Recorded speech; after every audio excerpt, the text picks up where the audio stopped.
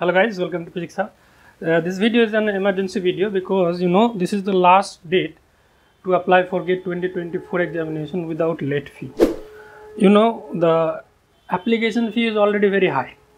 कितना है सर? शायद जनरल या OBC 1500-1800 कुछ तो है, मतलब दैट इज़ वेरी हाई. जितने भी सारे एग्ज़ाम्स आप दोगे या फिर दे रहे हो या फिर दिया है, I think GATE is the costliest exam in terms of the application form. और आज लास्ट डेट है आपका विदाउट लेट फी पे करके फिल करने का. तो आज ज़रूर इसको भर दे रात के 12 बजे से पहले. और इसके बाद आपको लेट फी भरना पड़ेगा. ऑलरेडी बहुत ही हाई एप्लीकेशन फ़ी है, तो लेट करके कुछ फ़ायदा नहीं है. अगर if you have decided to apply for this, you should fill it by today. अब देखो, गेट एग्ज़ाम अच्छा एग्ज़ाम है. अब फिजिक्स स्टूडेंट्स के पर्सपेक्टिव से सोचा जाए तो गेट एग्ज़ाम देख के क्या फ़ायदा, तो वो चीज़ हम आज इस वीडियो में थोड़ा बताने की कोशिश करेंगे. और एक एक्सक्लूसिवली एक नोटिफिकेशन को शेयर करेंगे जिसे सुन के आपको गेट में अप्लाई करने का और ज़्यादा मन करेगा. तो देखो, पहला सबसे बड़े बेनिफिट जो है गेट के माध्यम से फिजिक्स स्टूडेंट को जो होने वाला है वो है आपका BRC का जो साइंटिस्ट वाला एग्ज़ाम होता है. This is like it is recruited every year, so this is the best opportunity you can have as a physics student. दूसरा जो है ONGC वाला. अब देखो, ये थोड़ा सा कंट्रोवर्शियल टाइप है. इसमें सारे फिजिक्स स्टूडेंट अप्लाई नहीं कर सकते हैं. बस वही फिजिक्स स्टूडेंट अप्लाई कर सकते हैं जिसका MSc विथ इलेक्ट्रॉनिक्स है. ठीक है, तो अगर आपका स्पेशलाइजेशन इलेक्ट्रॉनिक्स है या फिर आपने इलेक्ट्रॉनिक्स का कुछ किए हैं, तभी इसके लिए आप एलिजिबल होंगे.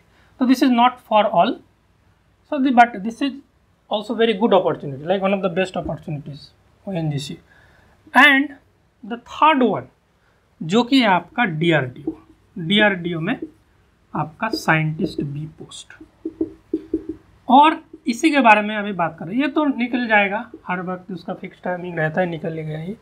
ये वाला अभी से अनाउंस हो गया है. I am sharing with you a public notice. मैं यहाँ पे यहीं पे अटैच कर दूंगा. Recruitment of valid GATE score for direct recruitment of scientist भी इन DRDO.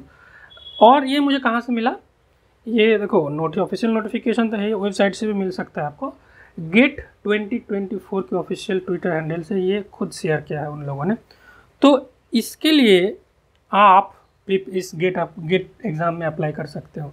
और जिन लोगों को नहीं पता है, मैं बता देता हूँ कि DRDO साइंटिस्ट बी में इसका 80% जो आपका वेटेज होता है, जितना मुझे अभी याद ध्यान आ रहा है, वो आपका गेट स्कोर पे होगा.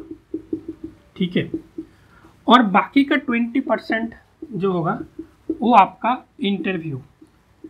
तो दोनों मिला के आपका जितना स्कोर बनेगा उसी हिसाब से आपका रिक्रूटमेंट होगा. So you have a great opportunity if you can bring a very good get score. ऐसा नहीं कि बस पास कर लिया गेट एग्ज़ाम, ऐसा नहीं है. बहुत अच्छा गेट स्कोर लाना पड़ेगा, तभी आप इस साइंटिस्ट बी के लिए कुछ कब पा सकते हो. तो जो अच्छे स्टूडेंट्स हैं वो लोग तो अच्छा गेट स्कोर लाएंगे ही. उनके लिए दो बड़ी अपॉर्चुनिटीज़, एक तो BRC, दूसरा DRDO. देखो, फिजिक्स में ऑलरेडी जॉब्स की पॉसिबिलिटीज़ है, बहुत ही कम होता जा रहा है और कम हो रहा है. वहाँ उसके चलते हुए ये दो अपॉर्चुनिटी बहुत बड़ा अपॉर्चुनिटी होता है. तो आपको ज़रूर गेट 2024 में अप्लाई करना चाहिए. ये तो आपका जॉब्स पर्सपेक्टिव्स में हो गया, और भी बहुत सारे कुछ हो सकता है, आ सकता है आगे. So you should definitely apply for it. और मेन और एक जो चीज़ है, आप देखो, सब लोग नेट के लिए प्रिपेयर कर ही रहे हो. गेट के लिए आपको सेपरेटली कुछ नहीं करना पड़ता. अगर आप नेट अच्छे से प्रिपेयर कर रहे हो, गेट का ऑटोमेटिकली प्रिपरेशन हो जाएगा. गेट के 1 महीने पहले बस आप थोड़ा सा देख लो गेट के सिलेबस, और उसमें ज़्यादा डीप भी नहीं जाना पड़ता. ऑल्दो अभी रिसेंट कुछ ईयर्स में वो थोड़ा सा डिफ़िकल्ट क्वेश्चंस आ रहा है, बट अगर आपका नेट का प्रिपरेशन हो जाता है तो उसके साथ साथ आपका गेट का प्रिपरेशन भी हो जाता है. अब देखो, आप अगर रिसर्च में जाना चाहते हो तो रिसर्च में जाने के लिए जो चीज़ आपको लगता है, आपको JRF लगता है. अब ये JRF बहुत माध्यम से हो सकता है. There are may be various modes. You can get a JRF by getting a CSIR JRF. ठीक है, this is one of the way you will get your designation will be JRF junior research fellow. ऐसा मत सोचो कि बस net के माध्यम से होता है। JRF junior research fellow is a designation, you can get it by qualifying CSR JRF और UGC JRF। देखो नेट आपका CSR UGC नेट होता है ना, उसमें 2 टाइप का फेलोशिप आपको दिया जाता है, कोई CSR होता है, कोई UGC है, दोनों सेम ही है, कुछ फर्क नहीं है, बस 2 ऑर्गेनाइजेशन प्रोवाइड करते हैं। तीसरा जो है आपका गेट वाला, ठीक है, उसके बाद आता है आपका DST इंस्पायर। ये सारे जगह से आपको JRF वाला डेजिग्नेशन मिल जाएगा फॉर द फर्स्ट 2 ईयर्स। देखो आइडियली PhD आपका 5 साल का होता है, this is the ideal case, 5 साल तक आपको फेलोशिप मिलेगा, उसके बाद आपका मालिक आप खुद हो। तो पहला जो आपका 2 साल होता है इसमें आपका डेजिग्नेशन रहता है JRF, and for the next 3 years after giving some presentation, it depends upon the different fellowship scheme, after giving the presentation you will be entitled with SRF senior research fellow। There you will be getting some increment in the fellowship, ठीक है।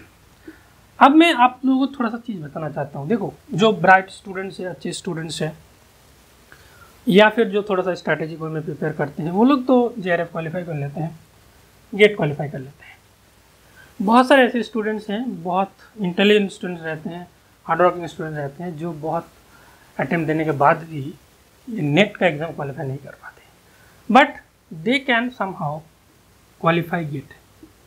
अब देखो gate में अगर बहुत अच्छा score आ गया तो आप DRDO वगैरह में जा सकते हो, BRC वो सब तो है। अगर मॉडरेट स्कोर आता है, लेट से आपका रैंक विद इन 500 आता है, 200 से ऊपर 500 से नीचे इस गैप में आता है, तब आप MTech कर सकते हो। MTech एक अच्छा डिग्री है, वहाँ से आपका और भी बहुत सारे पॉसिबिलिटीज़ खुल जाते हैं IIT में जाने के बाद, या फिर आप PhD कर सकते हो। अब देखो गेट के माध्यम से आप बस IITs में ही फेलोशिप ले सकते हो डायरेक्टली, और बाकी जगह पे आपको गेट के माध्यम से अगर फेलोशिप लेना है तो आपको इंटरव्यू वगैरह देना पड़ता है, IIT में भी देना पड़ता है, बट उसमें आपका डायरेक्ट इंस्टीट्यूट फेलोशिप होता है। Institute fellowships are considered a GATE fellowships, okay. अब आते हैं कुछ ऑर्गेनाइजेशन, जैसे हो गया DRDO लैब्स, या फिर CSR लैब्स में भी, DRDO लैब्स जितना मुझे पता है उतना बताता हूँ मैं। DRDO लैब्स में क्या होता है कि उसमें आपका LS हो या फिर आई थिंक गेट का भी हो, तो they conduct their own interview. उस इंटरव्यू अगर क्रैक कर ले तो आपको एलिजिबिलिटी के लिए ये LS भी चलेगा आपका। सो वहाँ पे आप इंटरव्यू क्रैक कर लेते हो तो आपको JRF फेलोशिप मिल जाता है, ठीक है।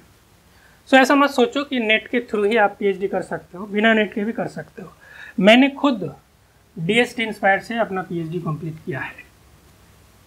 मेरे पास JRF था बट मैंने JRF यूटिलाइज नहीं किया। मेरे अकॉर्डिंग ये जो वाला फेलोशिप है ना, CSR JRF, ये सबसे बकवास फेलोशिप है। टाइम तो आता नहीं है, बहुत सारे स्टूडेंट्स परेशान रहते हैं, दिस इज ट्रू फैक्ट। मैं पब्लिक प्लेटफॉर्म में भी बोल सकता हूँ। अभी आगे जाके इसमें कुछ सुधार आए, that is another thing, but ये बहुत डिले करके फेलोशिप देते हैं आपको, ठीक है ना। ऑन द अदर हैंड आप DST की बात करो, DST इंस्पायर, ये थोड़ा सा रिस्की फेलोशिप है, बट ये बहुत टाइम पे आपका फेलोशिप देता है। UGC भी उतना डिले नहीं करता, UGC भी दे देता है। सबसे प्रॉब्लम ज़्यादा आते हैं CSR के केस में। तो don't think that CSR JRF is the only thing, you have lot of other options, ठीक है। कई बार होता है कि हम लोगों को नॉलेज नहीं होता, तो इसलिए हम लोग बहुत सारा अपॉर्चुनिटी मिस कर देते हैं, but don't worry, I will try my best to clarify many doubts, and if you have any doubts you can let me know in the comment section. Abhi if there is something left, let me just check. Okay, another thing, I will start live sessions in this channel from the next week. I'll let you know in the Telegram group, WhatsApp group and other places. You can check the link in the description, or you can just simply search our Telegram ID with this ID, Physics Hub, PHYSICSHUB111. You will just search it in the Telegram and you will get this, or you can check for the description or first comment to get the link. Thank you very much. If you are new to this channel, please subscribe to the channel and don't forget to press the bell icon. Finally, thanks for watching.